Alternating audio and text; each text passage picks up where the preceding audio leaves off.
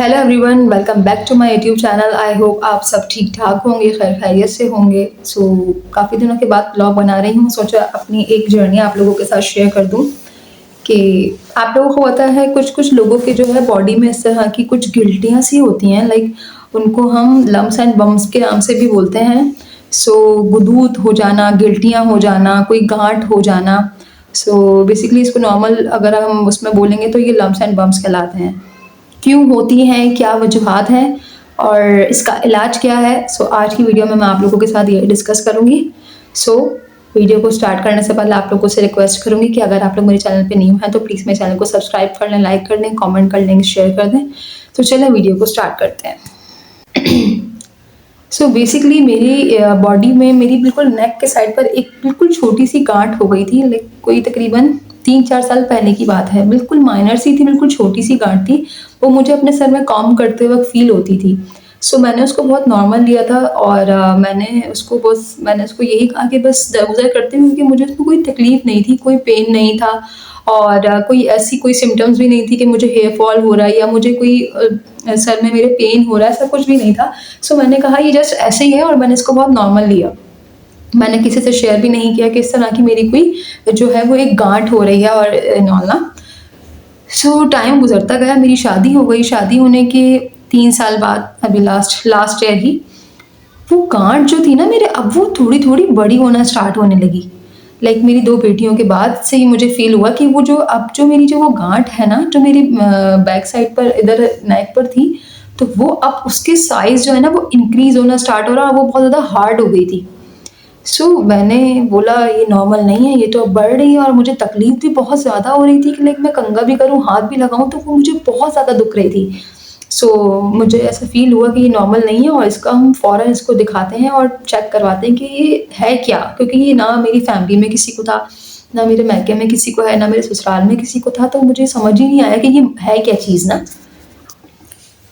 फिर हम इसको चेक करवाने के लिए डॉक्टर के पास गए। डॉक्टर ने बोला कि ये एक सीड्स है, इसको सीड्स के नाम से भी बोलते हैं, जो कि अमूमन लोगों के जो हैं वो चर्बी गुदूद कहलाते हैं। ये हो जाती है बॉडी में, जो हमारी स्वेटिंग होती है पसीने की, उससे भी ये जो है अंदर ही अंदर जो है वो चर्बी बनना स्टार्ट होती है और एक वो इतनी बड़ी कोई गांठ सी शक्ल अख्तियार कर लेते हैं। उन्होंने मुझे बस यही बोला कि इसका जो है वो इसकी सर्जरी होगी और सर्जरी के बगैर ये जो है वो नहीं निकल सकता, बिकॉज ये पुरानी हो गई थी और उसने अपनी जगह उसने थोड़ी-थोड़ी करके अपनी जगह बना ली थी और जब जगह बना ली थी तो उन्होंने कहा था कि ये द मेडिसिन से कवर नहीं होगा, इसका ऑपरेशन ही होगा।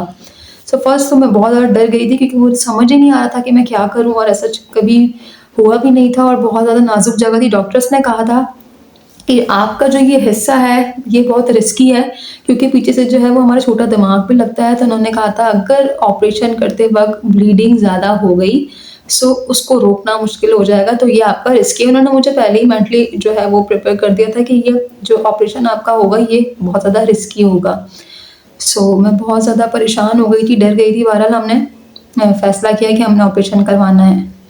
ऑपरेशन से लगभग 1 हफ्ते पहले मुझे डॉक्टर ने ऑगमेंटम लिख कर दी थी 500 mg की। उन्होंने मुझे कहा कि आप ऑगमेंटम लें 3 दिन तक और अगर आपके दर्द में कोई फ़र्क नहीं पड़ता तो आप इमरजेंसी में हमारे पास आ सकती हैं। मैंने ऐसे ही किया। 3 दिन तक सुबह शाम मैंने ऑगमेंटम 500 mg की ली और मुझे उससे कोई फ़र्क नहीं पड़ा। जब कोई फ़र्क नहीं पड़ा तो मैं डॉक्टर के पास चौथे दिन चली गई। मैंने बोला डॉक्टर मुझे तो कोई फ़र्क नहीं पड़ रहा और मेरे बहुत ज़्यादा पेन होने लगा था, लेकिन मुझसे लेटा भी नहीं जा रहा था। तो उन्होंने मुझे कहा कि कल आपकी सर्जरी होगी और टाइमिंग दे दी और मैं टेंशन में, खैर मैं और मेरे हस्बैंड हॉस्पिटल पहुँचे। मैं आप लोगों के साथ यहाँ पर एक वीडियो अटैच कर दूँगी जो कि मेरी ही सर्जरी की है और बहुत मुश्किलों से बनाने की परमिशन मिली थी, लेकिन बस मैंने बनवा ली थी वो वीडियो और उसको देख के आप इस चीज़ को वो समझें कि कितना पेनफुल होता है। फर्स्ट मैं आप लोगों को बोलूँगी, अगर आपकी बॉडी में इस तरह की कहीं पे भी कोई भी गांठ है या फिर कोई सी भी तकलीफ जो आपको लगता है कि ये नॉर्मल नहीं है और बेशक उसमें पेन ना भी हो, तो आप उसको एज सून एज पॉसिबल किसी अच्छे कंसल्टेंट को दिखाएं और उसका टाइम पर इलाज करें, क्योंकि जब जो चीज़ें पुरानी हो कि बाद में बड़ी होती हैं वो बहुत ज़्यादा फिर मसला ख़राब करती हैं। तो मेरे साथ भी कुछ ऐसा ही हुआ था। वीडियो अटैच कर रही हूँ मैं, आप लोग देखें। जी आप लोग ने वीडियो देख ली होगी। सो जी, वीडियो जो है दिखाने का मकसद ये है कि ये मेरा काफ़ी गहरा मेरे जो है वो सर्जरी हुई थी और तकरीबन मेरे इतनी बड़ी कोई गाँठ थी और वो सिर्फ़ सुन किया था मुझे कोई बेहोश नहीं किया था, मुझे कोई वो नहीं किया था कि मुझे पता ना चले, बस माइनर सा सुन किया था और उसके बाद जो है उन्होंने ऑपरेशन किया था। ऑपरेशन करने का प्रोसेस मैं आपको बताती हूँ। जस्ट उन्होंने मुझे टाइमिंग दी थी, मैं उस टाइम में मैं पहुँच गई थी और वहाँ पर जो है उन्होंने मुझे लिटाया है, मेरी वो जैसे उन्होंने मोप किया है मेरी इस जगह को और उसके बाद उन्होंने एक कोई बहुत हार्ड सा इंजेक्शन मेरी उसी गाँठ के ऊपर लगा दिया था, जो कि मुझे बहुत फ़ील हुआ था, मुझे तकलीफ़ भी बहुत ज़्यादा हो रही थी। विदिन 3 टू 4 मिनट्स जो है वो डॉक्टर आ गए थे वहाँ पर और उन्होंने जो है वो अपनी सर्जरी स्टार्ट कर दी थी। सो मुझे फ़ील हो रहा था कि लाइक कट लग रहे हैं, कोई चीज़ काटी जा रही है, मुझे सब फ़ील हो रहा था और ऐसा कुछ सुन नहीं था कि मुझे बिल्कुल पता ना चले, मुझे सब पता चल रहा था। और उसके बाद जो है वो सर्जरी के बाद ये हुआ था कि उन्होंने मेरे जो है वो टाँके स्टिचेस लगा दिए थे, ऑलमोस्ट कोई 6 मेरे टाँके आए थे और उसके अगले दिन मुझे फ़ील हुआ कि मेरे टाँकों में बहुत ज़्यादा तकलीफ़ है। उन्होंने मुझे पॉलीफैक्स दी थी लगाने को और जो है वो बैंडेज दी थी और फिर ऑगमेंटिन भी बोली थी मुझे खाने को। 2 दिन गुज़र गए थे, मुझे कोई फ़र्क नहीं पड़ा था, मुझे बहुत ज़्यादा पेन हो रहा था। सो मुझे नॉर्मल भी नहीं लग रहा था, उन्होंने मुझे कहा था सुबह-शाम इसकी बैंडेज होगी, मतलब इसकी सफाई रखनी है।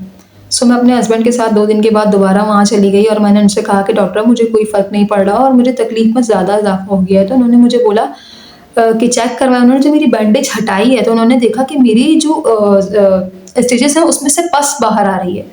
लाइक मेरे टाँके पक गए थे। सो ये सिचुएशन मेरे लिए बहुत टफ़ थी, मैं आज भी याद करती हूँ तो मुझे बहुत ज़्यादा रोंगटे मेरे खड़े हो जाते हैं क्योंकि ये बहुत ज़्यादा रिस्की था। सो बहरहाल मैं उसके बाद उन्होंने मुझे कहा कि आपके इसी वक़्त टाँके खुलेंगे और ये होश में खुलेंगे, इसमें आपको कोई सुन नहीं करेंगे। तो मुझे और ज़्यादा टेंशन हो गई कि मैं अब क्या करूँगी क्योंकि एक टेंशन थी उस वक़्त और मेरे साथ मेरी अम्मी भी नहीं थी क्योंकि वो इद्दत में थीं। बहरहाल मैंने अपने बच्चे अपनी अम्मी के पास छोड़े हुए थे और हम फिर अब उन्होंने मुझे कह दिया था कि आपके टाँके खुलेंगे तो मुझे ख़ैर मेरे हस्बैंड मेरे साथ थे, उन्होंने मुझे बहुत हौसला दिया और उन्होंने मुझे कहा कि देखो करवाना तो है, इसको हम डिले करेंगे तो ये मज़ीद जो है वो ना मसला ख़राब हो जाएगा। सो बहरहाल मैंने जो है वो अपने स्टिचेस खुलवा लिए थे उसी वक़्त और उसके बाद जो है पूरे 1 हफ़्ते में मेरा जो है वो ज़ख्म भरना स्टार्ट होना शुरू हुआ था। और पूरे 1 हफ़्ते तक जो है मैंने ऑगमेंटिन ली थी। ऑगमेंटिन अब उन्होंने मुझे 1000 mg की दे दी थी क्योंकि मेरा ज़ख्म जो था वो एकदम खुला हुआ था और मेरे आधी बैंडेज आप लोग वीडियो में देख सकते हैं, मैंने अटैच करी हुई है वीडियो कि आधी बैंडेज मेरे अंदर ज़ख्म में रहती थी और आधी बिल्कुल बाहर रहती थी।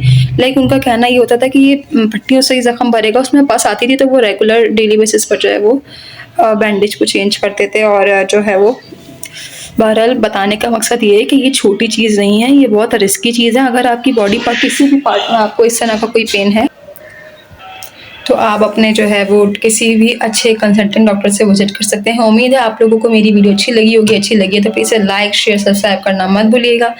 मिलती हूँ फिर नेक्स्ट वीडियो में, जब तक के लिए अल्लाह हाफ़िज़।